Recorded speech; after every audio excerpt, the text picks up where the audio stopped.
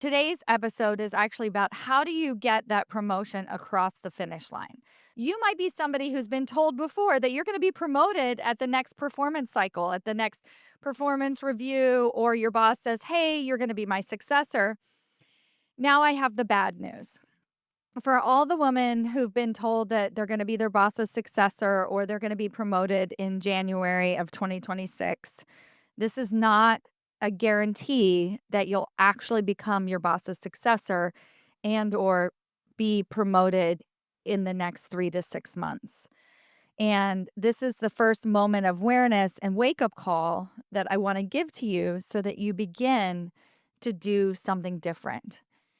Now, when I say this to you, I want you to ask yourself, what's the first thing that you think you have to do, quote unquote, to make sure that happens?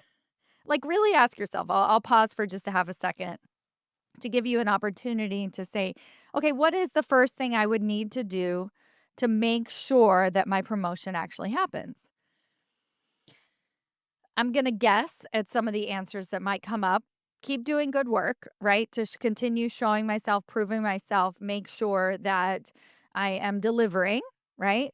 And also, like, I guess besides that, the most proactive thing you could do is keep asking for it, right? Like, and that second one doesn't even make sense. Like, what would you do? You keep doing your work, you do a good job, that's within your control, and then you're gonna, like, go up to your boss's boss every 3 weeks and be like, "Okay, so am I still in line for that promotion?"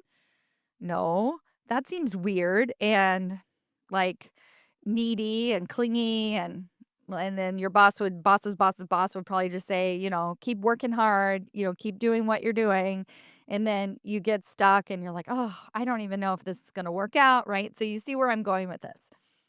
Now, the problem, and you've heard me say this before, but if you haven't, it's really good to reiterate. When you focus solely on your work and having a good work product, while that is a baseline, right? So, every woman listening to this podcast, check with yourself. Are you a corporate badass? Do you deliver quality work? The answer is probably yes, right? You deliver quality work. Now, why isn't that enough? Why isn't it enough to just deliver good work, to deliver on your projects? It's because one, nobody knows about the great work that you're doing. And two, it may not be the work that actually gets you to that next level. So let's say you're at a senior director level and you're, producing projects at a senior director level.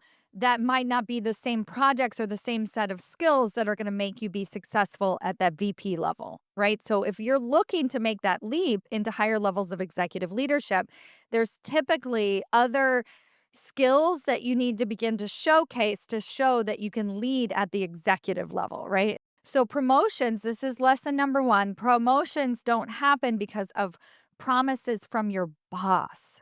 The key word here is boss. All right. Promotions happen because other people are on board with your promotion, not just your boss. Now, your boss is very important, but other people have to be on board with your promotion, not just your boss. All right. So, lesson number one, promotions don't happen just because your boss is on board with it. Lesson number two is that anything above what you're actually working on, any conversations that you can be having surrounding the work that you do, not just the delivery of the work, but why the work matters, what the impact it's having on the organization, other people that you're pulling in, decisions that you're making at that higher level, exposure that you're getting at that higher level, not just on the delivery of the product, but in actually how you're thinking about it and how you're tying things together and making decisions. Hello, this is what it takes to become a vice president or above, is that you're a decision maker, not just a subject matter expert, right? So all of this is coming together because she is able to communicate more about the impact of her work that she's quote unquote already doing, right? Okay. So that's lesson number two. Now, I want to go back to this scenario of your boss leaves the organization and you have nobody left who even knows that you were up for a promotion. Imagine a scenario where this boss's boss's boss leaves the company. Okay. And he had told you that you were gonna get a promotion, and he was very excited about putting you up for promotion. He also told his direct report and that person's direct report. He's told executive leadership, perhaps he's talked about the work that you're doing, perhaps he's sharing with others about the work that you're doing.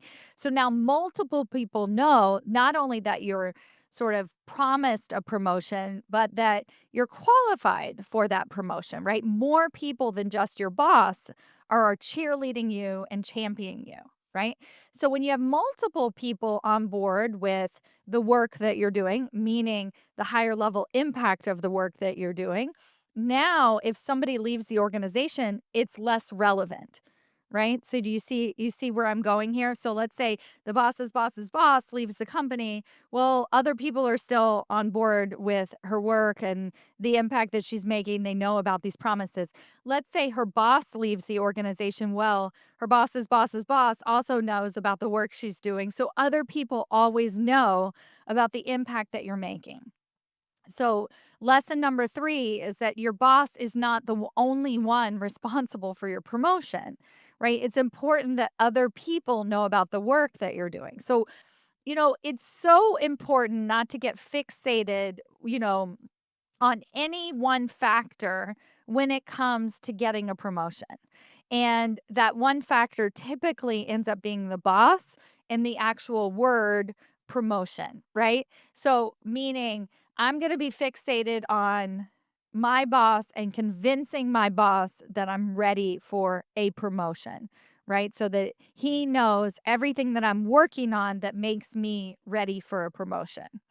And instead, the overall philosophy and what you need to be doing is building allies across your organization and focusing instead on the impact of the work that you're doing to the larger organization, not just the work itself, but making sure it's work that actually matters to people, making sure that you're actually communicating with people and talking about what it is that those connections that are being made, right? Building allyship with your peers, expanding beyond the work that you're doing. When you do that, the only scenario that I see happening for you not to get your promotion is if you decide to leave the company. Or your promotion becomes redundant and you're just like, "I don't even wanna work in this group anymore," right?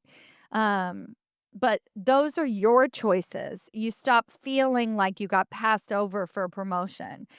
If all of a sudden they decide to create some big role and put somebody directly above you and restructure the group and you get pushed down, that is a very different scenario than you focusing on proving yourself, making sure that you're doing a good job, and then all of a sudden your boss leaves the company and you're screwed. Or focusing on your work, making sure that you're doing a good job, and then all of a sudden, all these org changes happen, and then you're screwed, but you haven't built any allies and you don't really have something set up next, right? Very disempowering. The truth is, you are a corporate badass. You're good at what you do. We just have to do something different if we want to actually take your career to that next level. So, thank you all so much for listening to me today. And I hope you're able to start to think about your promotion path in a different way so that you can begin to make those changes. Thank you all so much for listening, and I'll see you next week. Bye.